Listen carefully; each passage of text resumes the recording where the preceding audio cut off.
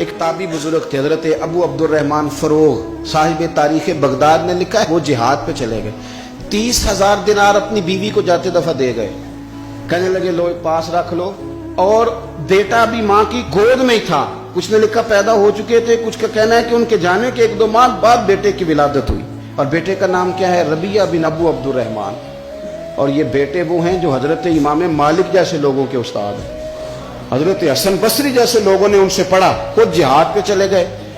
آج تو فوجیوں کی نوکری ہے نا جی، ان کا یہ نظام ہے کہ وہ جاتے ہیں، انہیں تنخواہ ملتی ہے، چھٹی پہ آتے ہیں۔ اس زمانے میں یہ تھا کہ مال غنیمت سے حصہ ملتا تھا، اور فتوحات کا یہ طریقہ تھا کہ یہ علاقہ فتح ہوا تو آگے چلے گئے، وہ فتح ہوا تو آگے چلے گئے، وہ فتح ہوا تو آگے چلے گئے، کسی نے لوٹنا ہے تو پابندی نہیں تھی، لوٹ سکتا ہے۔ کچھ لوگ جہاد میں ہی رہتے تھے۔ حضرت ابو عبد الرحمن فروغ 27 سال جہاد میں رہے، 27 سال۔ یہاں تو خاوند باہر ہو تو بہت ساری عورتیں کہہ دیتی ہیں کہ تیرے ابے نے تو صرف پیسے کمائے، مصیبتیں تو ساری میں نے دیکھی ہیں۔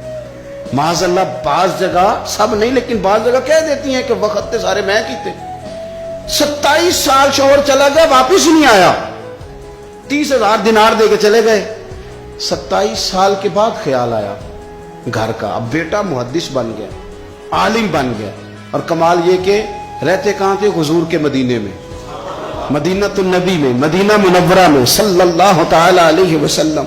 اور ان کے صاحبزادے حضرت ربیعہ یہ مسجد نبی میں، حضور کی مسجد میں بیٹھ کے نبی پاک کی حدیث پڑھایا کرتے۔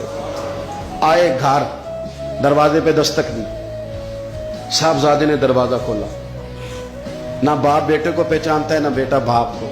جناب ابو عبد الرحمن اندر داخل ہونے لگے تو صاحبزادے نے کہا بوڑھے میاں میرے گھر میں بغیر اجازت کے کیوں داخل ہو رہے ہیں؟ تو وہ کہنے لگے تو بتا، تو نے میرے گھر پہ قبضہ کیوں کر رکھا ہے؟ اب جب بات زیادہ بڑھ گئی تو دونوں جانب سے لوگ جمع ہو گئے، شور اٹھا تو اندر سے والدہ نے سنا، پردہ سرکا کے دیکھا کہ میرے شوہر آ گئے 27 سال کے بعد، 27 سال کے بعد۔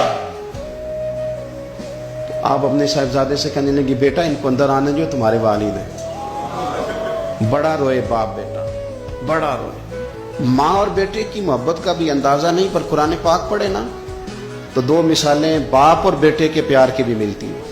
ایک حضرت یعقوب علیہ السلام کا جناب یوسف سے پیار، اور ایک حضرت ابراہیم کا حضرت اسماعیل سے پیار، اور جناب اسماعیل کی جناب ابراہیم کی فرما برداری کی مثال۔ اس کا بھی جواب کوئی نہیں۔ باپ اتنا رو رہے ہیں اور بیٹے کی یاد میں، اس کا بھی اندازہ کوئی نہیں کر سکتا۔ باپ بیٹا مل کے بڑا روئے۔ عصر کی نماز کا وقت ہو گیا، حضرت ربیعہ جو محدث ہیں وہ وضو کر کے مسجد شریف چلے گئے۔ یہ ابھی چونکہ سفر سے آئے تھے، انہوں نے کھانا وانا کھایا، تھوڑی دیر بیت گئی تو یہ نہیں پوچھا پیچھے حال کیا رہا، پوچھتے ہیں اپنی بیوی سے میرے 30,000 دینار کہاں ہیں؟ تو اہلیہ کہنے لگی مسجد جائیں نا، حضور کی مسجد میں عصر پڑھ کے آئیں، پھر میں بتاتی ہوں پیسے کہاں ہیں۔ حضرت ربیعہ نے امامہ باندھا، جبہ پہنا، حضور کی مسجد میں بیٹھے اور حدیث پاک کا درس دے رہے ہیں۔ سامنے حضرت حسن بصری جیسے، امام مالک جیسے لوگ بیٹھے۔ حضرت ابو عبد الرحمن فروغ جو ان کے والد تھے، عصر کی نماز پڑھ کے نا تو پوچھتے ہیں ایک شخص سے، یہ کون ہے نوجوان کالی داڑھی والا؟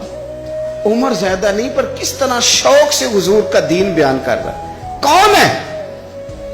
تو بتانے والے نے کہا کہ حضور ایک نا ابو عبد الرحمن نام کے بزرگ ہیں، وہ 27 سال سے جہاد میں گئے ہوئے ہیں، یہ ان کا بیٹا ہے۔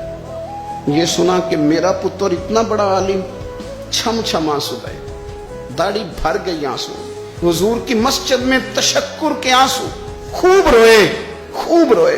اٹھے گھر گئے، اور جب آنسو بھرا چہرہ لے کے گھر آئے تو اماں ساری بات ہی سمجھ گئی، کہنے لگی دیکھا ہے وہ بیٹے کو حدیث پڑھاتے، اب پتہ چلا میں نے آپ کے 30,000 دینار کہاں خرچ کیے، میں نے آپ کا پیسہ ضائع تو نہیں کیا۔ حضرت ابو عبد الرحمن فروغ فرمانے لگے رب تجھے صلہ دے اور میری طرف سے بھی دے، تو نے تو کمال کر دیا ہے۔ حدیث تیرا بیٹا پڑھا رہا تھا اور قد میرا اونچا ہوتا جا رہا تھا، سبق تیرا بیٹا دے رہا تھا اور یوں لگ رہا تھا کہ درجے میرے بلند ہو رہے ہیں۔ تو ماؤں نے کمال کیا، انقلاب کیا، بیٹیوں نے، بہنوں نے دین کے لیے ہمیشہ اپنا کردار پیش کیا۔